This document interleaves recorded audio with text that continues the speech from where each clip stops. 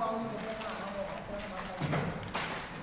ಅದರ ಸಂಬಂಧ ಸಭೆಗಳನ್ನು ಇದನ್ನು ಸಭೆಯ ಉದ್ದೇಶ ಏನು ಅಂದರೆ, ಮಾನ್ಯ ಶಾಸಕರ ಸೂಚನೆ ಮೇರೆಗೆ ದಿನಾಂಕ 7/10/2024 ಸೋಮವಾರದಂದು ಬಸಮ್ಮ ಜಯಂತಿಯನ್ನು ಅದ್ದೂರಿಯಾಗಿ ಆಚರಣೆ ಮಾಡಲು ತೀರ್ಮಾನಿಸಲಾಗಿರುತ್ತದೆ.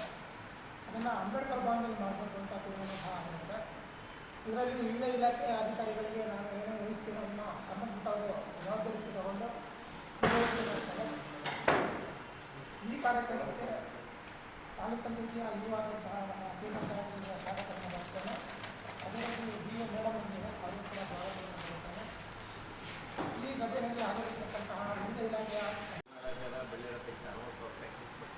ಕಲಾಮೇಳ